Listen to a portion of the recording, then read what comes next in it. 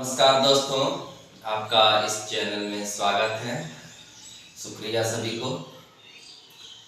आज हम बात करने जा रहे हैं कि हमारे यहाँ लोकसभा चुनाव होने जा रहा है। इसी बीच में तमिलनाडु के जो बीजेपी के प्रदेश अध्यक्ष हैं के अन्नामलाई, उन्होंने आरटीआई से एक जवाब पूछा था कि कच्चा तीवु जो द्वीप है वह किसके अधीन आता है, या भारत के अधीन है या श्रीलंका के अधीन है। तो इस आरटीआई का खत उनको मिला और उसमें साफ कहा गया था कि यह जो कच्चा तीवु द्वीप है यह श्रीलंका के हिस्से में पड़ता है। अच्छा, कच्चा तीवु द्वीप का इतिहास क्या रहा है, कैसे यह श्रीलंका को दे दिया गया। बात करें 17वीं शताब्दी में, यह तमिलनाडु के क्षेत्र में एक राजा थे जिसका नाम रामानंद जी था, वो इनके अधीन आता था।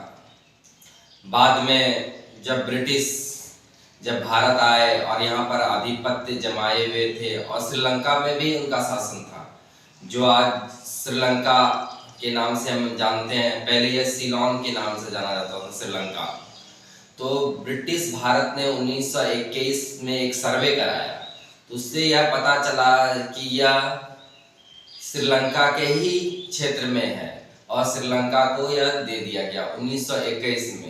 लेकिन हमारे पास जो दस्तावेज था, हमारे पास जो कागजी रूप से हमारे पास जो रामानंद राजा के अधीन था, तमिलनाडु के राजा उसके अधीन था, तो खाता के आधार पर पता चला कि वह हमारे राजा के अधीन था। लेकिन ब्रिटिश भारत ने जब सर्वे कराया तो यह जो कच्चा तीवु द्वीप है यह उसको दे दिया गया। लेकिन जब भारत देश आज़ाद हुआ 1947 में, तो उसके पश्चात धीरे धीरे यह मामला आगे बढ़ता गया, क्योंकि तमिलनाडु से श्रीलंका के यह बीच में पड़ता है। यह पाक जल डमरू मध्य के बीच में और रामेश्वरम से करीब 30 किलोमीटर की दूरी पर है और जाफना से करीब 100 किलोमीटर के बीच में यह पड़ता है कच्चा तीवु द्वीप। यह जो द्वीप है 285 एकड़ में फैला हुआ है।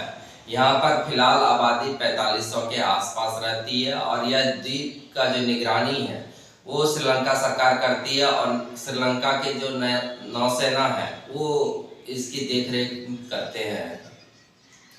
तो कच्चा तीवु का जो इतिहास रहा है, एक छोटा सा द्वीप है जो दोनों देशों के बीच पड़ता है।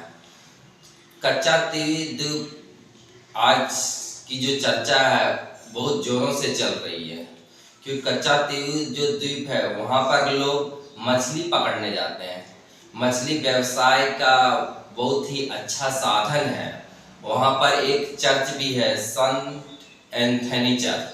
हर साल वहाँ पर मेला लगता है, लोग वहाँ पर घूमने के लिए जाते हैं।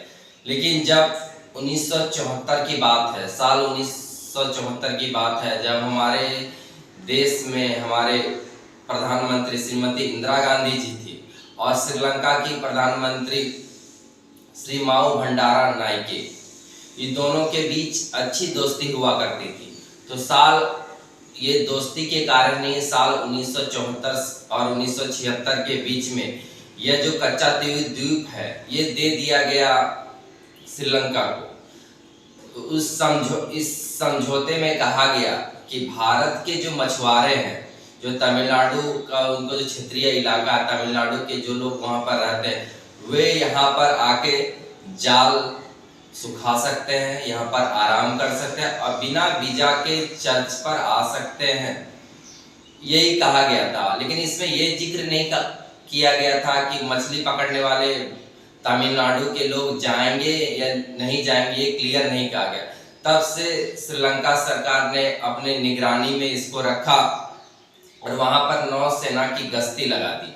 और उस समय की बात है, वहाँ के लोग मछली पकड़ने के लिए वहाँ पर जाते थे। तो भारत के भी मछुआरे वहां पर तभी मछली पकड़ने जाते थे, लेकिन वहां के जब नौसेना ने अपनी गश्ती चालू कर दी तो बहुत सारे मछुआरे को वहां पर पकड़ लिया गया और जेल में डाल दिया गया। तो तमिलनाडु के लोग बहुत ही विरोध किए, क्योंकि 1974 में जब दोनों के बीच समझौता हुआ तो तमिलनाडु के लोगों से राय नहीं ली गई। इससे आम जनों में बहुत वहां पर आक्रोश था।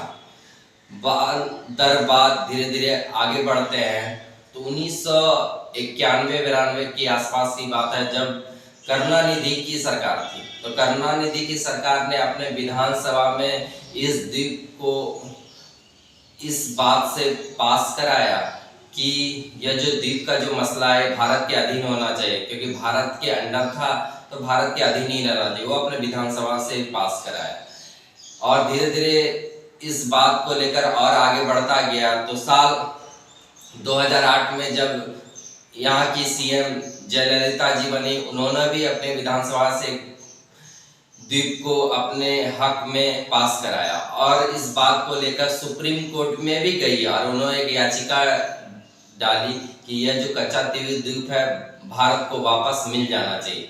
लेकिन तत्काल वहाँ के जो अटॉर्नी जनरल थे सुप्रीम कोर्ट के, उन्होंने कहा कि यह जो द्वीप है यह अंतर्राष्ट्रीय सीमा को बनाता है भारत और श्रीलंका के बीच, लेकिन यह जो द्वीप श्रीलंका को दे दिया गया है। अब फिर इसे वापस लाना बहुत ही मुश्किल होगा। अगर वापस करना पड़ेगा इस द्वीप को श्रीलंका के लिए तो श्रीलंका को काफी नुकसान होगा और विश्वसनीयता पर दोनों देश के बीच एक कहीं न कहीं अरुचि पैदा हो जाएगी। तो इससे पता चलता है कि भारत सरकार ने इस द्वीप को पूरी तरह से श्रीलंका के हाथों में दे दिया गया।